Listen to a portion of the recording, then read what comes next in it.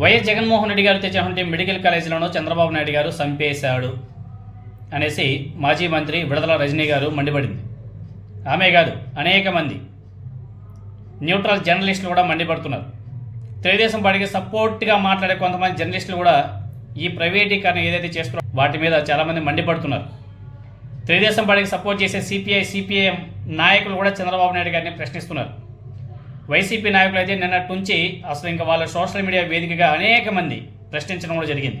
ఇది మంచి పద్ధతి కాదు, మెడికల్ కాలేజీలను ప్రైవేటీకరణ చేయడం, ప్రైవేట్ వ్యక్తులకు ఇవ్వడం మంచి పద్ధతి కాదు, ఇలా చేయడం వల్ల పేద ప్రజలు నష్టపోతారు, పేద విద్యార్థులు నష్టపోతారు అని చెప్పేసి ప్రతి ఒక్కరు కూడా స్పందిస్తున్నారు.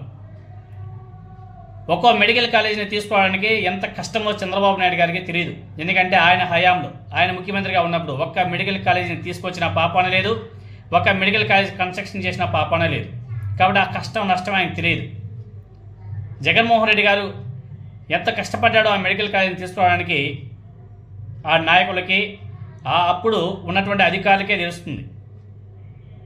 అదేవిధంగా జిల్లాలు పెంచడం కానీ, జగన్మోహన్ రెడ్డి గారు అధికారంలోకి వచ్చిన తర్వాత జిల్లాల పెంపు ఎందుకు తీసుకొచ్చాడంటే, ఇలా జిల్లాల పెంపు వల్ల ఒక్కో జిల్లాకి ఒక మెడికల్ కాలేజ్ తీసుకొచ్చినా కానీ పేద ప్రజలకు వైద్యం అనేది దగ్గరికి చేరుతుంది. అదేవిధంగా వైద్య సీట్లు కూడా పెరుగుతాయి. మన ఆంధ్రప్రదేశ్లో ఉన్నటువంటి పేద మధ్యతరగతి కుటుంబాల విద్యార్థులకు మంచి జరుగుతుందని చెప్పేసి ఆ ఉద్దేశంతో జగన్మోహన్ రెడ్డి గారు జిల్లాలు పెంచడం కానీ, జిల్లాకు ఒక మెడికల్ కాలేజ్ తీసుకురావడం కానీ, ఇలా ఆయన కార్యాచరణ కూడా మొదలుపెట్టాడు. ప్రతి జిల్లాలోని మెడికల్ కాలేజీ, ఆసుపత్రి ఉంటే ప్రజలకు మంచి వైద్యం అందుతుందని చెప్పేసి జగన్మోహన్ రెడ్డి గారు భావించాడు. వైద్యం, టెస్టులు అన్నీ కూడా ఫ్రీగా అందించాలనేదే జగన్మోహన్ రెడ్డి గారి యొక్క ఆలోచన. చంద్రబాబు నాయుడు గారు మెడికల్ కాలేజీలను అమ్మకానికి పెడితే ఇక పేదవాడి పరిస్థితి ఏంటి అని చెప్పేసి ప్రతి ఒక్కరు కూడా ప్రశ్నిస్తున్నారు. పేద మధ్యతరగతి కుటుంబాల విద్యార్థులకు వైద్య విద్యను దూరం చేశాడు చంద్రబాబు నాయుడు గారు. కోట్లు ఖర్చు చేసి ఆ కుటుంబాలు వైద్య విద్య చదవగలరా? మెడికల్ కాలేజీల కోసం సేకరించినటువంటి భూమిని కూడా ప్రైవేట్ పరం అవుతుంది. దీని వెనుక పెద్ద స్కామ్ ఉంది. మెడికల్ కాలేజీల ప్రైవేటీకరణ వ్యతిరేకిస్తున్నాం అని చెప్పేసి వైసీపీ కూడా స్టేట్మెంట్ ఇచ్చింది. వైఎస్ఆర్ కాంగ్రెస్ పార్టీ నాయకులు కూడా ప్రశ్నిస్తున్నారు. వైఎస్ఆర్ కాంగ్రెస్ పార్టీ అధికారంలోకి రాగానే మెడికల్ కాలేజీలను తిరిగి ప్రభుత్వ అధీనంలోకి తీసుకుంటాం, ప్రభుత్వ పరం చేస్తాం, ఈ స్కామ్ వెనుక ఎవరున్నారు విచారణ కూడా చేస్తామని చెప్పేసి విడదల రజనీ గారు పేర్కొనడం కూడా జరిగింది. ఆరోగ్యశ్రీని దివంగత మహానేత వైఎస్ రాజశేఖర రెడ్డి గారు తీసుకొచ్చారు. కొన్ని లక్షల మందికి ఆరోగ్యశ్రీ ద్వారా వైద్య సేవలు అందించారు. అలాంటి సంజీవని లాంటి ఆరోగ్యశ్రీని తొలగించే ప్రయత్నం చేస్తున్నాడు చంద్రబాబు నాయుడు గారు. నెట్వర్క్ ఆసుపత్రులకు 4,000 కోట్లకు పైగా బకాయిలు పెట్టాడు. ప్రజల ప్రాణాలతో చంద్రబాబు నాయుడు గారు ఆడుకుంటున్నాడు. ఆరోగ్యశ్రీని కూడా ప్రైవేట్ ఇన్సూరెన్స్ కంపెనీలో చేతిలో పెట్టడం, దీని వెనుక ఎంత పెద్ద కుట్ర ఉందో, స్కామ్ ఉందో ఫ్యూచర్లో తెలుస్తుంది.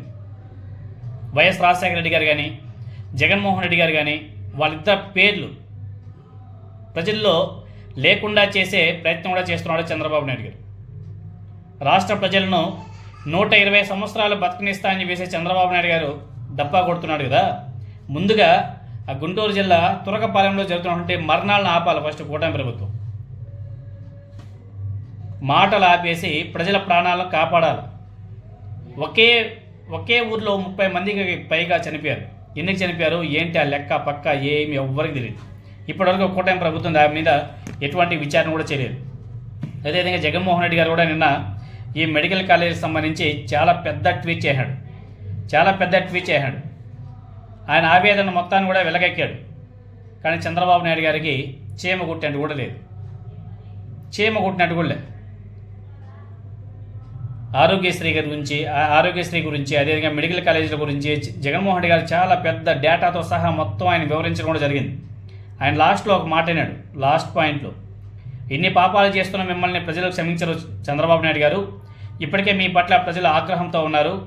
వైఎస్ఆర్ కాంగ్రెస్ పార్టీ అధికారంలోకి రాగానే మీ నిర్ణయాలను రద్దు చేస్తాం.